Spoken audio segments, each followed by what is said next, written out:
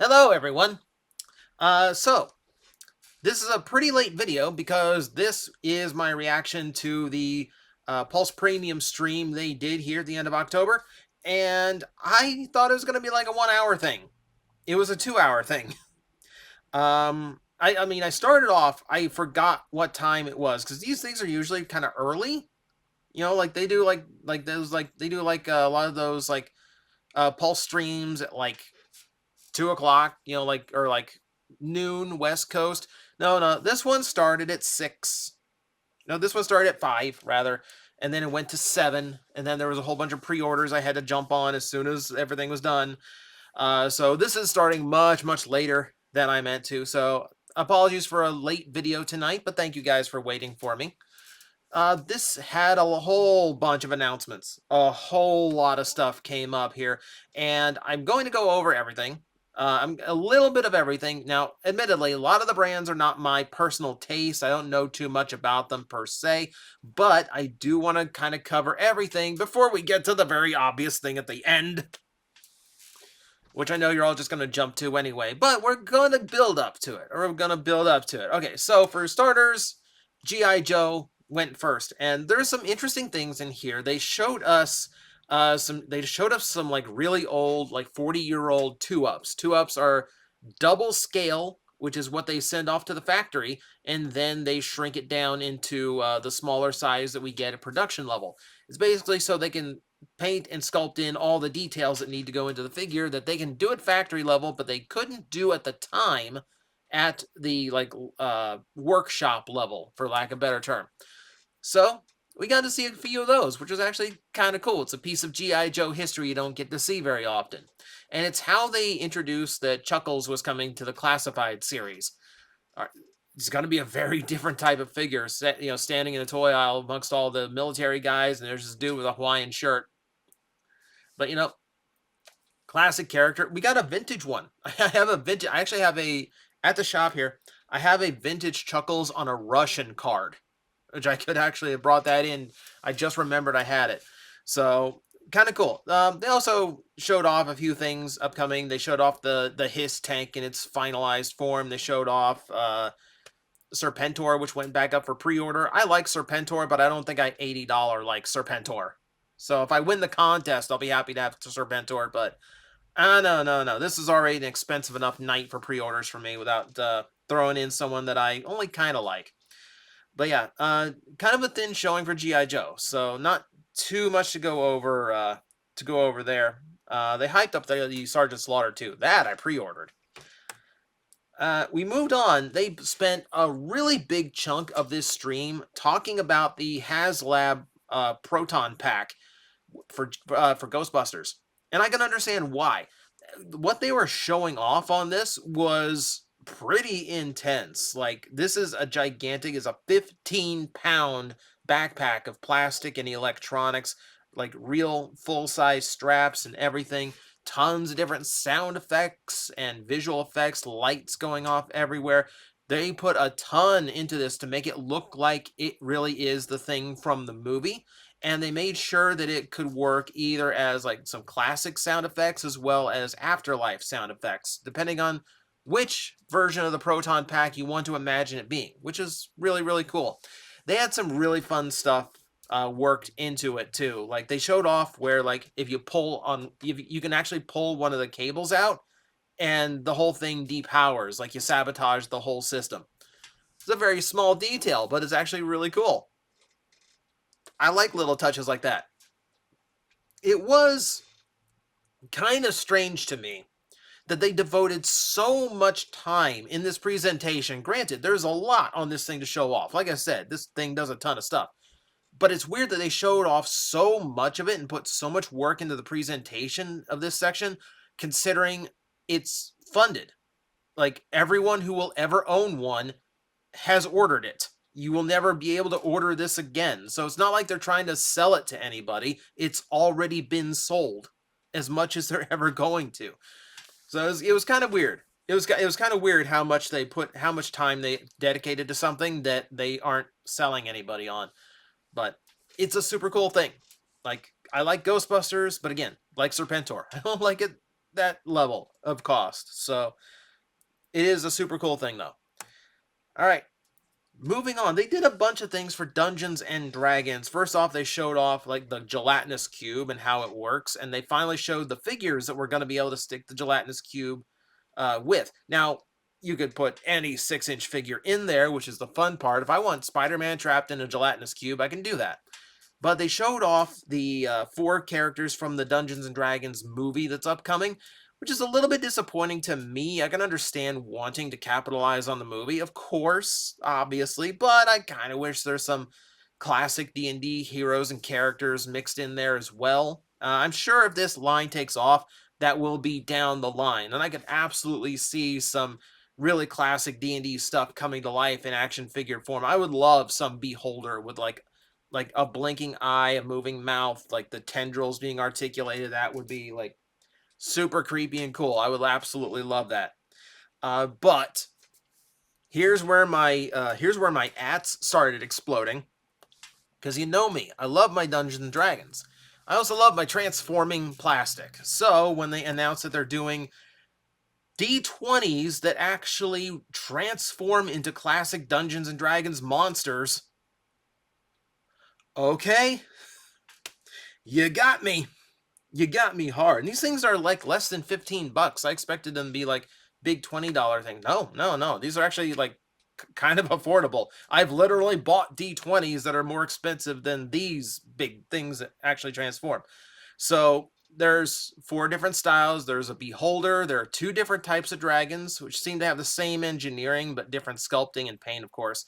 And then there's an owl bear. I like owl bears, so that was kind of a cool one. And the engineering on them, it's not too complex, you know, like the sides of the D20s become like the wings of the dragon and all that.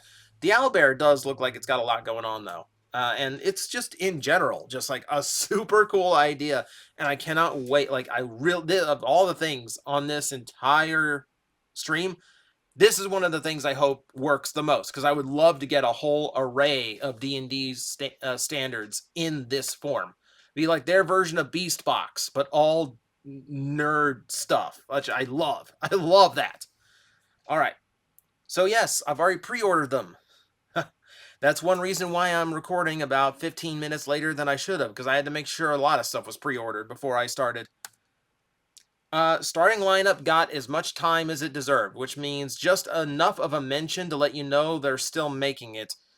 Look, starting lineup died a death at retail because they were just boring, do-nothing statues, plastic statuettes of sports figures.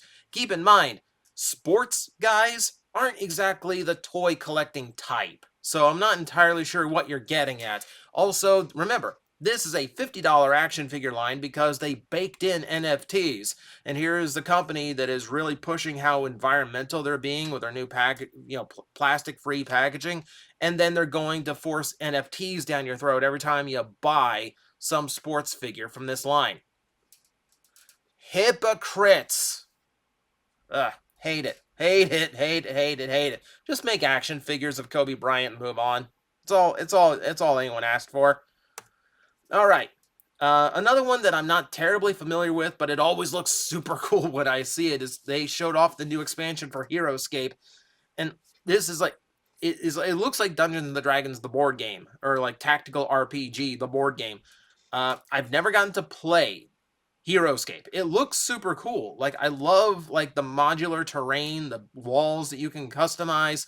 I love like the multiple layers and the depth that you can create on the playfield. And, just like playing with a whole bunch of D&D style figurines is cool too. Never had the chance to play because it seems like it takes forever to set up. It's like one of those board games where if I have a friend who owns it and they're willing to set it up, I would play it. But like that's like on the same as like Mousetrap and like if you ever remember like 13 Dead End Drive. No one wanted to play the game. We just wanted to set up the traps and kill each other's figurines with them. That's all that game was. So like, it's one of those like board games. It seems like it's gonna take forever to like properly like build. So I never played it. I love the chance, though. I love the chance. I'm glad it's coming back, and I have friends now who are board game collectors and D&D people, so maybe I'll actually get the chance at some point. All right. Magic the Gathering showed off an actual role-play toy, which when I think TCG, I don't think role-playing toys outside of maybe the dual disc from Yu-Gi-Oh! But they showed off Chandra's gauntlet, which actually has this like vape sprayer, weirdly enough. So it kind of, and it's all tinted orange light, so it looks like it's like super heated something, because she's like all about fire. It's weird. It's like, just look who we got. I've got Chandra right here. Like I can see her gauntlet on her. Like that's kind of cool. Okay, so ironic. So it's a super cool effect. Again, not something that I'd be terribly familiar with, but it looks like they put a ton of work into it. And I could actually see like this was something that could have easily been Haslab. It's general release apparently. So okay, hopefully it does well. Hopefully it sells better than my Magic the Gathering action figures here at the shop. All right, so Marvel Legend time. And generally, whenever Hasbro shows off new Marvel Legends, I go into a coma because like there's only a few Marvel Legends that I would actually go for. Like for me personally, my favorite comic book set, my favorite comic book like story of all time is Maximum Carnage. I know story-wise it has problems. I don't care. I loved it. So I'm waiting for the entire Carnage family to be assembled. You know, I have Carnage obviously in the Doppelganger. Had someone who was nice enough to send me the demo Goblin Build-A-Figure. I have Shriek, who I was so thrilled. Finally, they came out with Shriek. So I'm just waiting for Carrion. And if they produce Carrion, then I actually go buy all the characters I need from the Spider-Man side of that fight. I need a cloak and dagger. I need them to make a 90s Firestar with the flame leather jacket and the visor. Like, it looked so cool back then. That's where I'm hoping for. That's basically what I tune into the Legends section for. Have you done Carrion? No. No, moving on. They spend a lot of time on the classic style figures, like the 3 3/4 inch limited articulation Legends. So they did a bunch of those. They were really big on the Power Man. They showed off the Ghost Rider, which currently, last I checked, is losing backers. Like, I'm sorry. $350 for a fancy car and an array of figures that really should just be retail release is just not that impressive. I feel like this project could have been toned way back. Skip all the extra parts because no one's gonna want Ghost Rider's car without the flames. So just tone it back, just have those parts. Don't go so crazy with the lights or skip the lights altogether. Put it out as a general release, $75 for Christmas, and just call it a day instead of doing this $350 ridiculous thing in Haslab. When you look at what they're doing with Haslab and you look at the cost that they asked for this Ghost Rider compared to some other things, it's absurd. It's like genuinely absurd. I don't know how they got away with like where this price came from. So I'm not sure. I'm not sure. I don't think that one's going to make it. I think this is going to be another Haslab failure. And I don't know if it's because Hasbro is overreaching with what they think they can get, or if Disney is taking such a cut off of what this is going to be that it's just unaffordable for most. I kind of feel like Disney interference like that might have been the reason for the Rancor failing. Just me speculating. You know, I don't really know. But for whatever part, yeah, this is another misfire. I didn't mean that to be a joke, but okay, let's move on. The one thing I did find interesting, yeah, it's another Carnage. My favorite Marvel villain. In animation style, my least favorite depiction of Carnage. You can't do Carnage as a Saturday morning cartoon. Like, if Carnage can't cut people in half, it ain't Carnage. But I don't mind the look. I like that it's the higher level of articulation for the figure, and I like the black suit Spider-Man, also the higher level of articulation. I pre-ordered it just to sit on, because any black suit Spider-Man is going to sell out really quick. I'm not decided yet if it's something I'm actually going to go for. Might just cancel it at some point, but for now, I wanted to make sure I got my hands on it, because I technically have black suit Spider-Man and Carnage already, just not in the really good figure build. We'll see. All right, Legacy. All right, Lightning Collection came up for Power Rangers. The Blue Centurion looks really good. I'm really surprised. Like Power Rangers Turbo was the season that almost tanked the entire franchise. So I'm actually like really surprised. Like technically the first thing we got was the Phantom Ranger. They counted it as in space though, because I think they just were trying to avoid Turbo. But I think this is a safe bet because the Blue Centurion's pretty well remembered. I think it's a nice way of dipping your foot into Turbo without really like banking on it just yet. I feel like I don't feel like there's a lot of like nostalgia vibes for the Rangers that once got baked into a pizza, you know? I feel like it's more the meme season than anything. But nice that they're trying. And yeah, that's a nice figure. It's a nice figure. The cool thing was they actually got to announce the Silver Ranger Lightning Collection with his bike as a deluxe set with the original Silver Ranger's actor, which was super cool. I love that way of doing the reveal. I also love that they let him like do the opening in this like shrine to himself. Like I hate to call it that way. I know a lot of actors and voice actors especially. They have like rooms full of the stuff and the characters that they've played. So this isn't really surprising. What's surprising to me about this is that there's Bandai toys in the shot.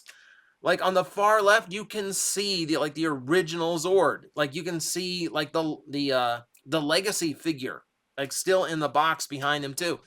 So not even like terribly old Bandai of America toys. I think it's ironic. I think it's interesting that they can show up this way. So yeah, if you squint really hard, you can see a Bandai logo on this Hasbro stream. Which I want to say is like the first time I've ever seen that, because I can remember seeing like walls of merch and display on other other times they did this, and I can remember not seeing anything that wasn't produced by Hasbro. Like everything else got taken off the shelves. So I actually kind of thought this was kind of cool that they got away with it. I've been told they messed up the bike though because the flight mode is not part of it. It doesn't transform like it's supposed to. I didn't expect it to because that would complicate the engineering. That would complicate the price point. You know, because they're trying to keep these like character vehicle packs at a certain price. Doesn't really surprise me. Also, it wouldn't shock me if it came out later as a completely different set and a completely different vehicle. I wouldn't put that past them. But no, it was a super cool way of doing the reveal. And speaking of, they got the Blue Ranger from the current series, Dino Fury, to basically show off pictures that we've kind of seen already. We saw the green and the gold Ranger in their new Cosmic Fury designs, and now we see the Blue Ranger.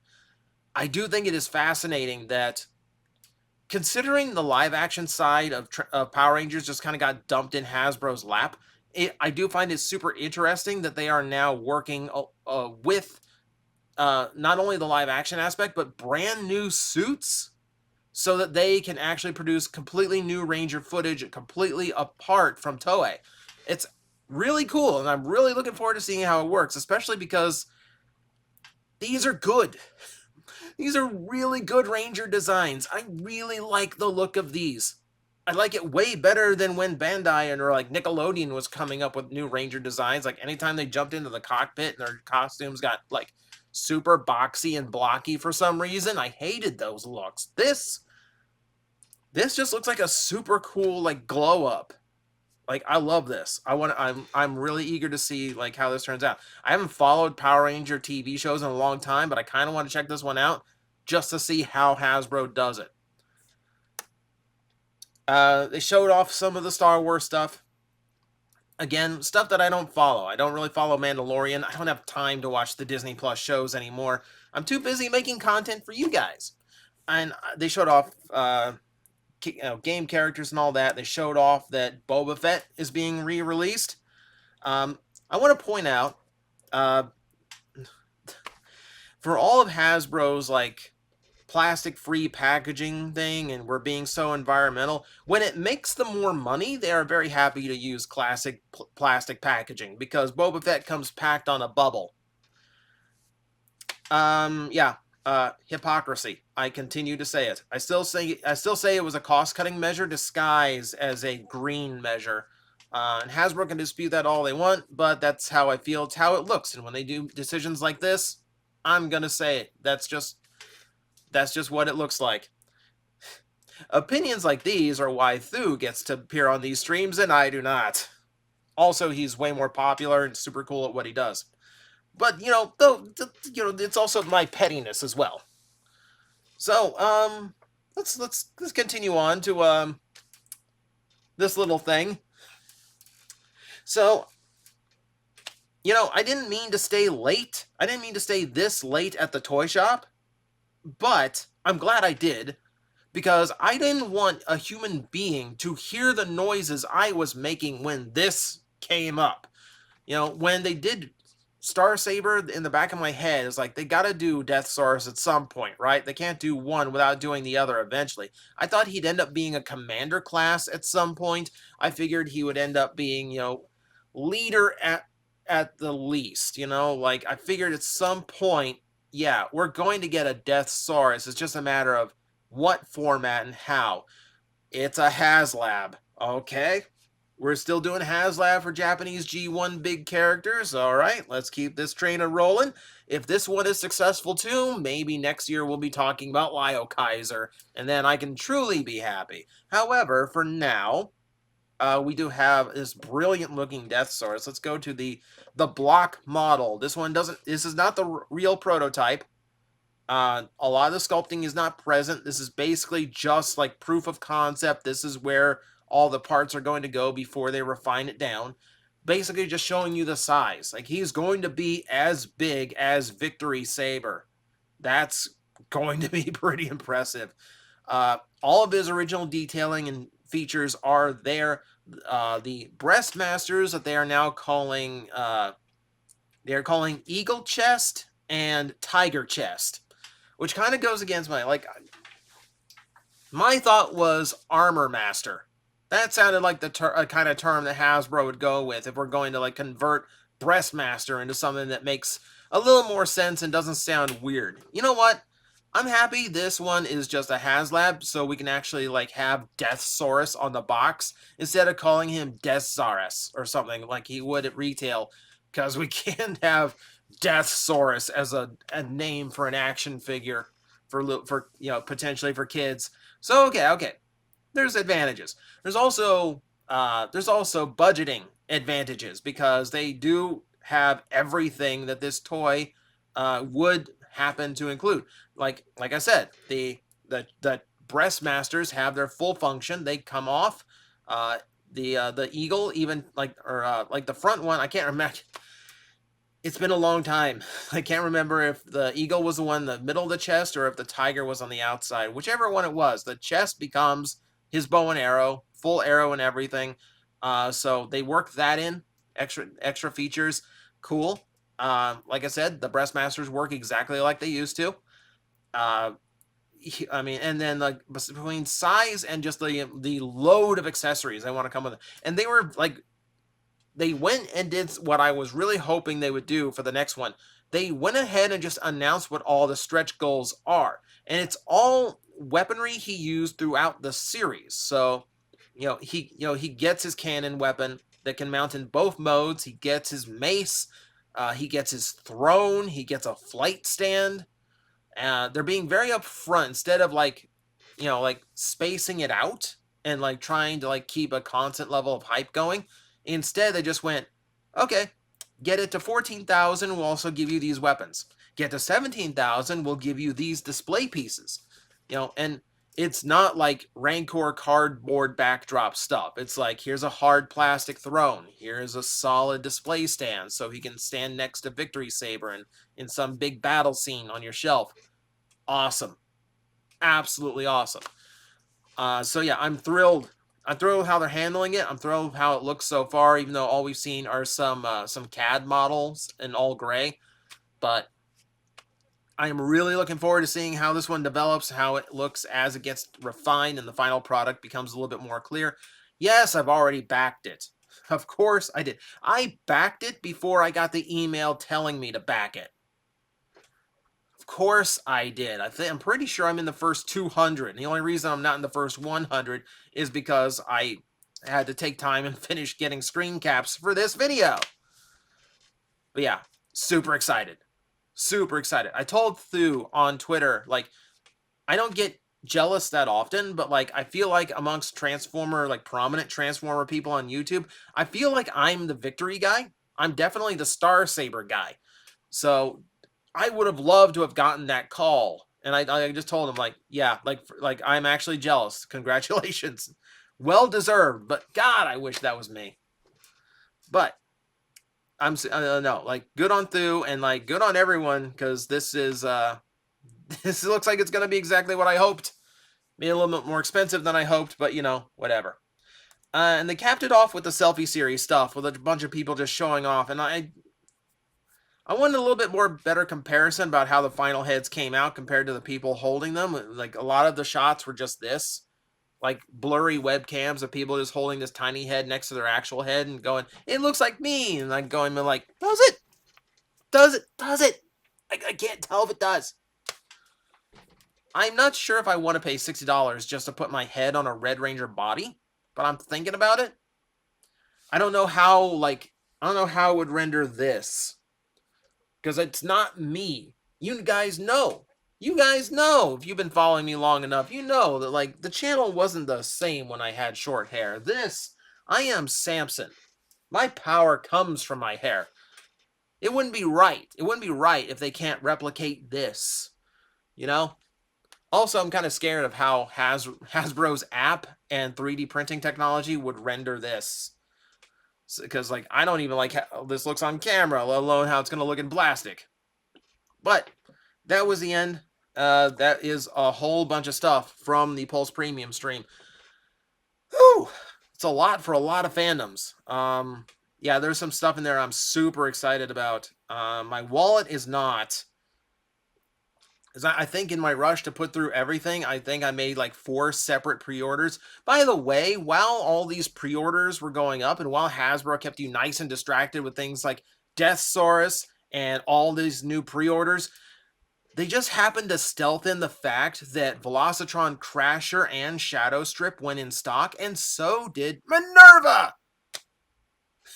The last stream, they just said, well, we don't know what's up with Minerva. Pulse is going to get it. We don't know when. Like, no, you knew when. You knew when. So, good luck if you got a hold of them, because I'm sure that's not going to last very long. So that's everything I got. Yeah. It's a lot of news. It's a lot of new stuff. It's a few $100s out of my budget that I'm going to have to plan for throughout the next few months. But, you know, that's the toy store life. Oh, I'm sorry. That's the toy collector life. Sorry. I'm used to a different outro in this place. Thank you guys for watching. Hope you guys enjoyed. Hope you got something out of this stream, because there's a lot for a lot of different fandoms, and there's a lot of exciting stuff coming up for Hasbro fans. And I now, as I am just about to complete the wait for Star Saber, because it does look like it's shipping out very soon, now I go back to waiting. I feel like it's going to be an endless cycle of waiting for more Victory figures. Like, I feel like as soon as Deathsaurus is about to ship, that's when that's when Lyle Kaiser is going to drop. I can only hope. Guys, I am facing the most powerful enemy any YouTuber can face, the algorithm, and I need your help to defeat him. Hit the like button, hit the subscribe button, hit the notification bell, and leave a comment. Every time you do, we attack that algorithm and we drive it back until it can no longer defeat this channel. Thank you very much.